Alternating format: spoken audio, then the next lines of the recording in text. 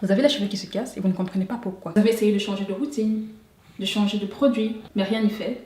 Vos cheveux continuent à se casser. Vous essayez de retenir de la longueur, mais la casse n'y aide pas. Vous êtes désespéré, vous pensez. J'en ai marre, je vais couper ces cheveux. Non, stop. Alors cette vidéo est faite pour vous. Salut les filles, c'est Aritini, j'espère que vous allez bien. Dans cette vidéo, je vais partager avec vous 3 règles d'or qu'il faudra mettre en place dès aujourd'hui pour stopper immédiatement ou en tout cas limiter au maximum la casse de vos cheveux. Vous savez que je suis naturelle depuis 6 ans, bientôt 7 ans, et j'ai expérimenté beaucoup avec mes cheveux. Aujourd'hui, je peux partager avec vous des éléments dont on ne parle pas trop souvent, mais qui pourtant peuvent vraiment être la raison pour laquelle vos cheveux se cassent. Attention, je ne vais pas vous parler des règles classiques que vous savez probablement déjà, telles que dormir avec un foulard satin, tailler ses poings, ne pas manipuler ses cheveux, éviter les appareils chauffants. Tous ces éléments sont très bien, il faut les appliquer pour éviter la casse, mais seulement il y a d'autres éléments qui ne sont pas très apparents, dont on ne parle pas souvent, et pourtant c'est la clé. Première règle, vérifiez l'équilibre hydratation-protéine de vos cheveux. Alors il faut savoir qu'un cheveu, s'il est trop hydraté, il va être faible et il va se casser. En revanche, un cheveu qui est trop protéiné, il va être sec et il va aussi se casser. Donc en fait, il faut trouver le juste équilibre. Petite précision, l'équilibre ne veut pas dire 50-50, mais l'équilibre dépend en fait de chaque cheveu. En général, pour le cheveu afro, l'équilibre c'est 80% d'hydratation et 20% de protéines. Ça reste une généralité, mais maintenant c'est à vous de voir ce qui est le bon équilibre pour vos cheveux. Alors vous allez me dire, comment savoir si mes cheveux ont trop d'hydratation ou pas assez? Il y a un test qui est très simple.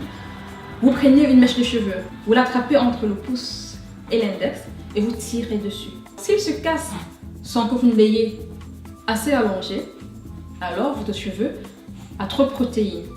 Si votre cheveu s'allonge sans se casser et qu'une fois relâché, il revient à sa position initiale, alors vous avez une bonne hydratation. Si vous vous rendez compte que votre cheveu est trop élastique, donc une fois relâché, il ne revient pas à sa position d'origine, alors vous devez apporter plus de protéines aux cheveux. Les œufs sont riches en protéines. Il y a aussi des masques tout prêts à l'emploi qui apportent des protéines aux cheveux. Vous avez aussi de la mayonnaise. Donc voilà, vous devez vous tourner vers ces produits-là qui vont regainer vos cheveux, leur redonner leur élasticité. Si vous vous rendez compte que votre cheveu est plutôt cassant, donc il a trop de protéines, ben alors il faut rajouter de l'hydratation. Vous faites des mélanges qui vont plutôt adoucir, assouplir, redonner de l'élasticité aux cheveux. Deuxième règle, utilisez des produits adaptés à vos cheveux. Par adapté, je vais parler de la composition des produits. Bien sûr, vous allez me dire, ouais non, je fais pas attention, ouais non, c'est cher, le produit bio, ouais non, non, mais attendez, vous devez être en train de faire que de bons gestes, c'est-à-dire vous faites ce qu'il faut faire pour les cheveux, mais si vous utilisez des produits qui, au lieu de prendre soin de vos cheveux, ruinent vos efforts, ça sert à rien. Entre nous, est-ce que vous voulez faire tous ces efforts-là pour au final ne pas avoir de résultats? Non, non. Donc les produits tels que les silicones, les huiles minérales, les sulfates, vous ne devez pas les utiliser systématiquement chaque fois sur vos cheveux.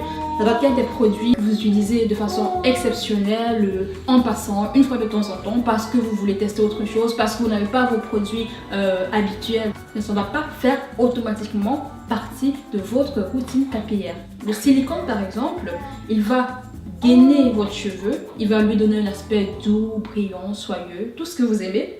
Mais en réalité, le cheveu est étouffé, il ne respire pas à l'intérieur. Puis encore, ça crée vraiment une barrière qui va faire que tout ce que vous allez apporter d'autre comme produit à votre cheveu ne va pas pénétrer. Il va rester en surface, il aura l'aspect beau, mais en fait le cheveu à l'intérieur est dénutri. Donc du coup, il va s'atrophier, il va être sec et puis il va mourir. Voilà, il va tomber, il va se casser. Ok, c'est peut-être cher les produits bio, mais on trouve aussi des produits naturels qui ne coûte rien. Un shampoing avec des œufs, ça se fait. Un shampoing avec du rasso, un shampoing avec du shikakai, un masque que vous composez vous-même, une crème que vous faites vous-même.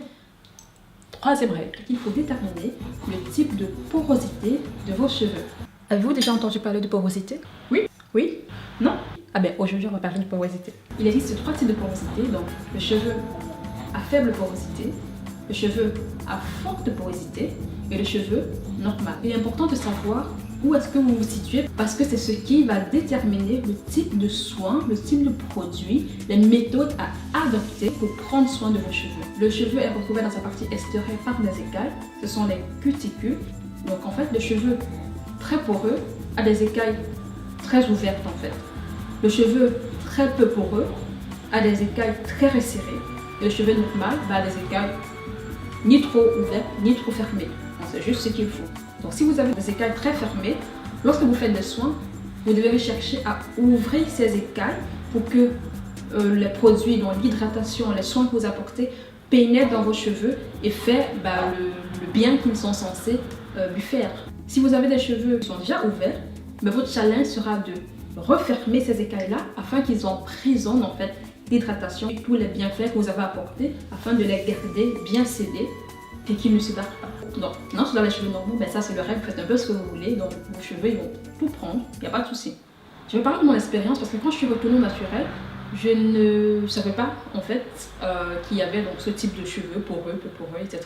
Et donc j'appliquais les conseils que je prenais en ligne, sur internet, sur les blogs. Et donc j'avais appris que quand on termine ses soins, il faut finir avec une eau de rinçage très froide en fait afin de refermer les écailles des cheveux. J'ai fait ça pendant 1-2 ans. Pourtant j'ai un cheveu à très faible porosité, c'est-à-dire que mes écailles sont déjà très serrées. Donc imaginez, j'ai des écailles déjà serrées, mais en plus quand je fais mes soins, je referme avec l'eau froide en fait, donc je les referme encore plus. Ça veut dire que tout ce que je mettais par après, donc mes crèmes, mes huiles, il n'y a rien qui allait vraiment dans les cheveux parce que j'avais tout fermé. Et donc vous imaginez, j'ai subi beaucoup de casses à cause de ça. Je l'ai rectifié au bout de 2 ans et Dieu merci, ça m'a expliqué pourquoi je perdais beaucoup de cheveux quand je faisais mon démêlage. Donc pour éviter que vous ne fassiez les mêmes erreurs, il faut déterminer votre type de porosité. Alors comment déterminer son type de porosité? C'est très simple. Vous prenez un verre avec de l'eau, vous prenez un cheveu propre, donc vous nettoyez le cheveu pour pas qu'il soit influencé par les produits qui pourraient être dessus. Vous le mettez dans l'eau et vous attendez 5 à 10 minutes. Si au bout de 5 minutes le cheveu est déjà descendu tout au fond du verre, ça veut dire qu'il a absorbé tellement d'eau qu'il est en bas, alors vous avez un cheveu très très poreux. Si au bout de 5 à 10 minutes votre cheveu il reste au-dessus, comme les miens, donc il nage, alors vous avez un cheveu à très faible porosité. Si votre cheveu reste quelque part vers le milieu du verre, donc il n'est pas au-dessus, il n'est pas tout au fond, alors vous avez une porosité normale. Maintenant que vous savez votre type de porosité, que faut-il faire? Si vous avez les cheveux très poreux, déjà quand vous finissez vos soins, il faut refermer avec de l'eau froide. Pour vous, ça marche. Et puis, il faut en général sceller l'hydratation de vos cheveux avec un beurre, quelque chose d'assez épais qui va bien refermer les écailles du cheveu. Si vous avez les cheveux peu poreux, donc là, il faut ouvrir les écailles. Donc, quand vous faites votre shampoing, c'est avec de l'eau tiède. Et à la fin, il ne faut pas refermer les écailles avec de l'eau froide. Ça va permettre que votre leave-in, votre crème, votre huile que vous allez mettre après, aille dans les cheveux. Donc voilà les filles, ce sont des choses que j'ai apprises à mes dépens en payant le prix cher malheureusement. Mais voilà, je les partage avec vous en espérant que vous allez les mettre en place parce que c'est ça le plus dur. On écoute, on se dit ah ouais c'est vrai, ah ouais c'est bien, mais on ne fait pas.